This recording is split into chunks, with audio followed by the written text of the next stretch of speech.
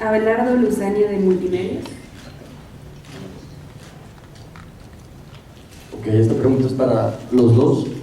¿Qué piensan sobre la competencia que se dio este año entre Blancanieves, hablando de la versión protagonizada por Julia Roberts, y cuál es la opinión que tienen ustedes sobre esta versión que ya muchos tuvimos oportunidad de ver? Y la segunda es para Kristen. Tú, en lo personal, ¿a quién elegirías? ¿Al príncipe, al cazador o a un vampiro? The pressure is on right now.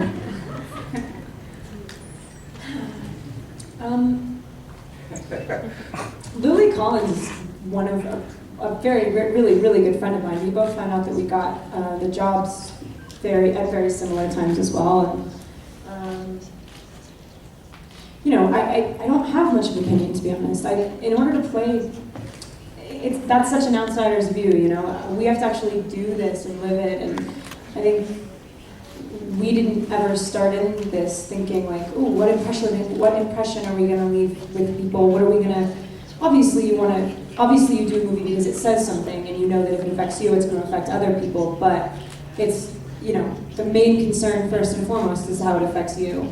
And you know, I think that they're really different movies. I think that there's an audience for both. I think Lily did, you know, from what I can see, she did a really great job. And I think this is so much more of like, this is a fake story. This is like literally just something that people can write about and get hits on their website. It's not even, it doesn't even exist. They're two separate, very different movies. And yeah.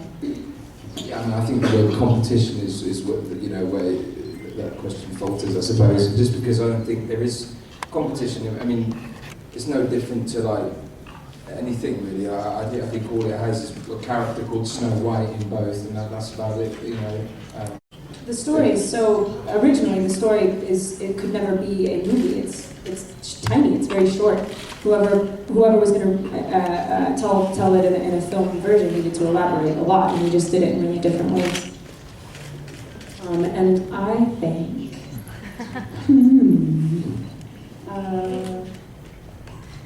well, definitely the prince. Come on. I'd personally go for the vampire. They live forever, you know. Cristina dice quién.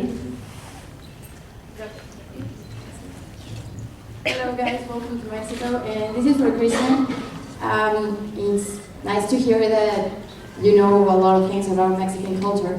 I know your mom is working with a Mexican actress called Katie Castillo, so I was wondering if you are planning to, or would you like to work with a Mexican actress or actor?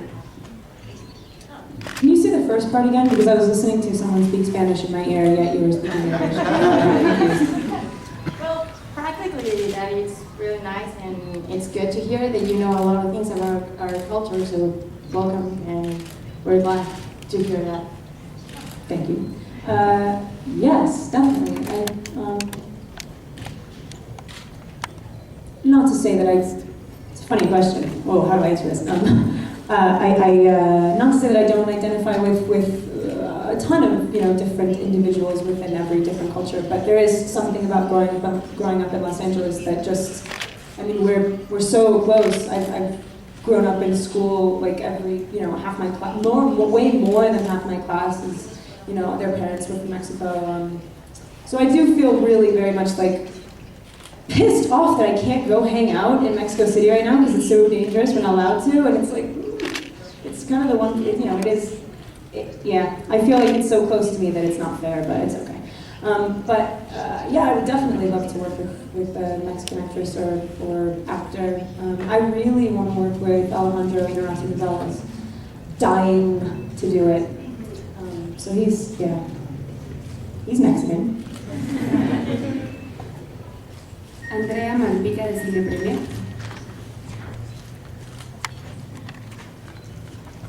It's really a question for both of you.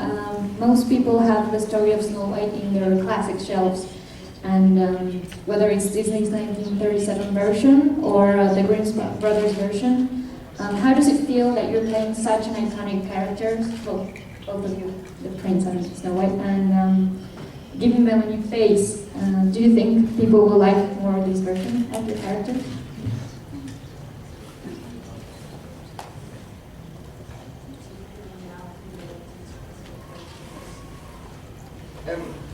I mean, I think my character is probably the one that's potentially changed the most. I think from the story that we all know and love. I mean, the guy was a bit of a wet fart, to be honest. Like he'd kind of walk in, kiss a girl, and everyone lives happily ever after. And it's not just he gets around, this guy. Like I mean, he turns up in Cinderella, Sleeping Beauty, Snow White. So I think he hangs around the woods waiting for someone to die and then kisses them. Like, pretty good life. But I mean, the fact that there wasn't much about him that anyone was familiar with, and he was very straight-laced and very clean-shaven and very, handsome. So I kind of got as far away from that as possible. What Rupert did by casting me. What's been incredible is being able to kind of find that darkness, that grittiness to a character that people are familiar with and most women fell in love with, and kind of turn it on its head. He's still a good guy, he's still a very charming man. He just doesn't really have the opportunity to charm many women, really. But it's a privilege for me to kind of play an iconic character, but that has been somewhat flipped upside down. Hopefully people will be able to sort of look at this film and say, that's a more realistic man. A guy that, if his father died, would have to lead an army into battle, to save his land. He has to be able to defend himself. He has to have backbone and be a man. So I think, hopefully people will look up to him as an icon. I don't know. The problem is, like I say, he's always got the huntsman to compete with. Oh. But yeah. I think it would have been really impossible to hop on Snow White's train if all she did was chirp at her birds and clean house. I think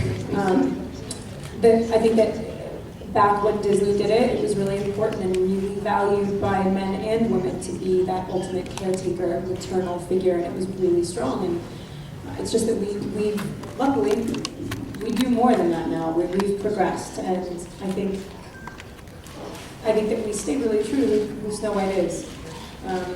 And so I think that it will be much easier to accept all of her,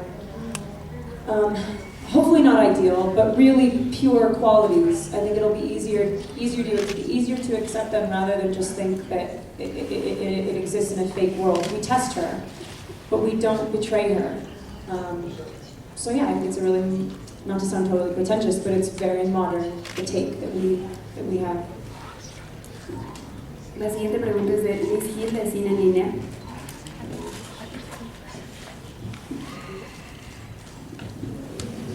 Hi, welcome Sam, Mexico. Kristen, welcome back to Mexico. I'm here. Well, my first question is, how was work, Sam, with Kristen? And Kristen, how was work with Sam? And my second question is, which is your favorite scene of this movie? Favorite what? Scene. How was it? You know what? It's a nightmare. No, the thing is, not just with Kristen, with the likes of all the dwarfs, with Chris, with Shalice. This Mainly with me. Yeah, but just with Kristen. No, I've kind of grown up watching these guys on the big screen. These are basically the reason I've got into this industry in the first place. Having the opportunity to work with someone who is so young and so talented, she's very driven, she's very focused, and I hate to kind of big her ego up, but the fact is she knows what she wants and she goes and gets it, and she doesn't give a sugar dumps who's in the way. It's amazing to see, because she must be so inspirational to so many girls. I never kind of grew up being a girl, so it's quite tough for me to sort of look at this, but I can pretty much guarantee that she's the inspiration for a lot of girls' dreams and hopes.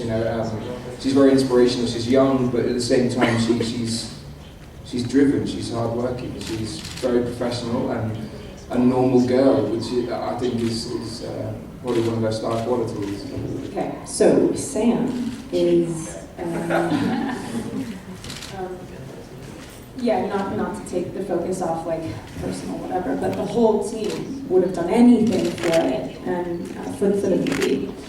And I think it's really important. Like, you know, Sam is he sort of has this thing all the time, like this wide-eyed sort of, wow, I don't really know where I am, but I'm always like, please, you know exactly where you are. You're so present, and he's so steady, and I mean, like, you know, it's sweet and modest or whatever, but at the same time, it's like he was sort of born to do it, and it's not easy for people who've not done too many projects to just step onto something so big and keep up, like, I mean, not keep up, but literally, like, lead the way in some cases. Like, as he said, the prince can't be what you imagine him to be. He needs to feel reliable, and you can't act that. Sam is very reliable. He's a steady, he is a man.